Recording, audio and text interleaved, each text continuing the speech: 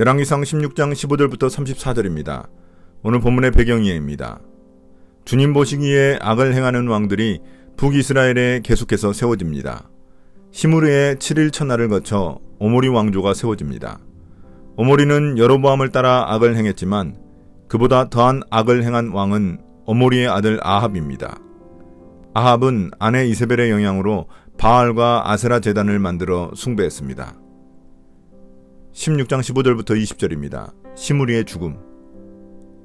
유다의 아사왕 제27년에 시므리는 디르사에서 이스라엘의 왕이 되었으나 그의 통치는 7일 만에 끝났다. 시므리가 엘라를 살해하고서 왕위를 차지할 그 무렵에 이스라엘 군대는 블레셋에 속한 기브돈을 치려고 포진하고 있었다. 그러나 진을 치고 있던 군대는 시므리가 반역하여 왕을 살해하였다는 소식을 듣고서 바로 그 진에서 그날로 군사령관인 오므리 장군을 온 이스라엘의 왕으로 세웠다. 오므리는 온 이스라엘을 이끌고 기브돈으로부터 올라와서 디르사를 포위하였다. 그때 시므리는 그 성읍이 함락될 것을 알고는 왕궁의 요새로 들어가서 그 왕궁에 불을 지르고 그 불길 속으로 들어가서 자기도 불에 타 죽었다. 이것은 시므리가 주님께서 보시기에 악행을 하고 여로보암의 길을 따라가서 이스라엘에게 죄를 짓게 한 그 죄 때문에 생긴 일이다. 시므리의 나머지 행적과 그가 꾀한 모반에 관한 것은 이스라엘 왕 역대지략에 기록되어 있다.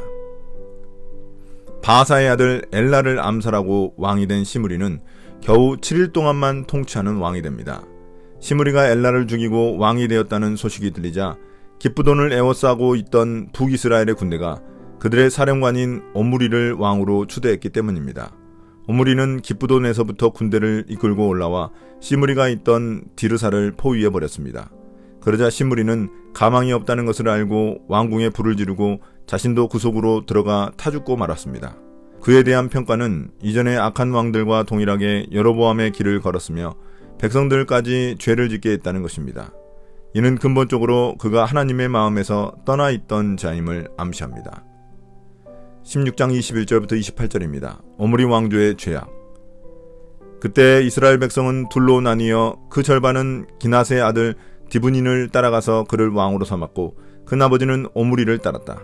그러나 오므리를 따르는 백성이 기낫의 아들 디브닌을 따르는 백성보다 강하여서 디브닌은 살해되고 오므리는 왕이 되었다. 유다의 아사왕 제31년에 오므리는 이스라엘의 왕이 되어서 12해 동안 다스렸는데 6해 동안은 디르사에서 다스렸다. 그는 세멜에게서 은 2달란트를 주고 사마리아 산지를 사들였다. 그리고 그 산에다가 도성을 건설하였는데 그 산의 소유자인 세멜의 이름을 따라서 그 도성의 이름을 사마리아라고 하였다. 오므리가 주님께서 보시기에 악한 일을 하였는데 그 일의 악한 정도는 그의 이전에 있던 왕들보다 더 심하였다. 그는 느밧의 아들 여로보암이 걸은 모든 길을 그대로 따랐다. 오므리는 이스라엘에게 죄를 짓게 하고 또 우상을 만들어서 이스라엘의 하나님께서 진노하시게 하였다. 오므리가 한 나머지 행적과 그가 부린 권세는 이스라엘 왕 역대지략에 모두 기록되어 있다. 오므리는 그의 조상들과 함께 잠들어서 사마리아에 묻히고 그의 아들 아합이 그의 뒤를 이어서 왕이 되었다. 시므리가 죽고 난 후 북이스라엘의 6번째 왕이 된 오므리는 12년 동안 통치하였습니다. 그러나 처음에는 백성들이 둘로 갈라져 한쪽은 기낫의 아들 디브니를 왕으로 따르고 다른 한쪽은 오므리를 왕으로 따랐습니다. 4년 동안 분열되어 있던 민심은 디브니가 죽게 됨으로써 정리되었습니다. 오므리는 왕이 된 후 6년 동안은 디르사에서 통치하였지만 나머지 6년은 사마리아로 수도를 옮겨서 통치하였습니다. 그는 은 2달란트에 세멜에게서 사마리아 산지를 사서 수도를 옮겼습니다. 은 2달란트는 은 약 68kg에 해당하는 큰 돈입니다. 사마리아는 무역의 통로였을 뿐만 아니라 높은 언덕에 위치해 천년의 요새였기 때문입니다.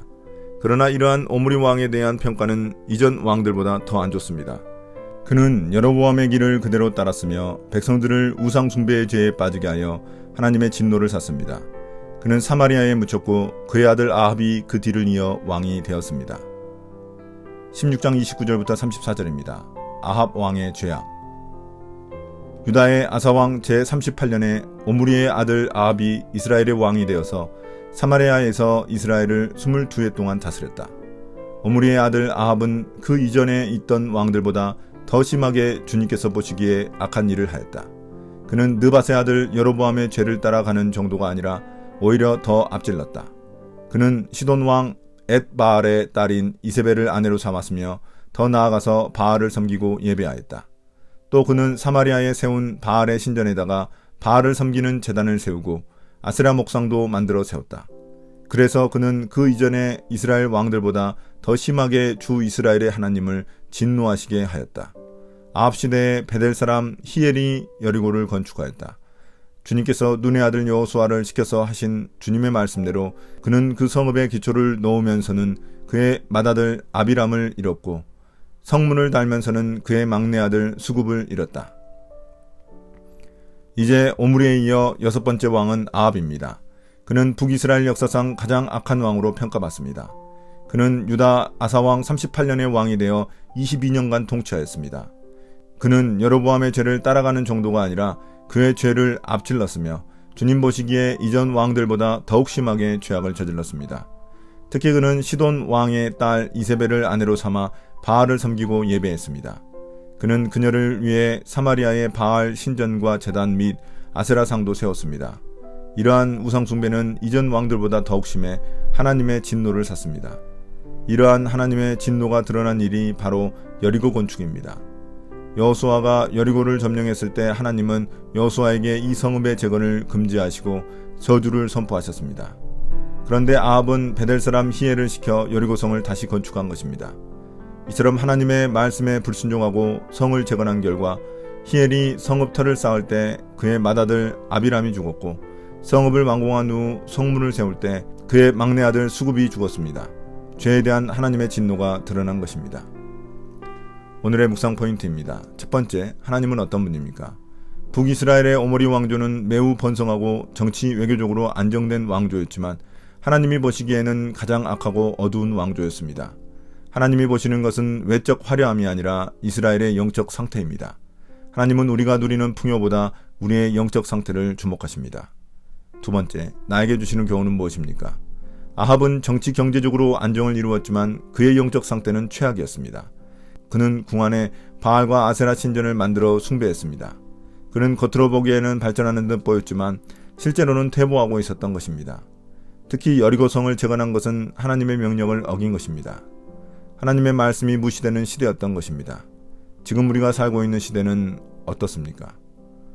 오늘의 기도입니다. 주님, 화려한 문명 뒤에 숨겨진 인간의 영적 타락을 보도록 인도해 주십시오.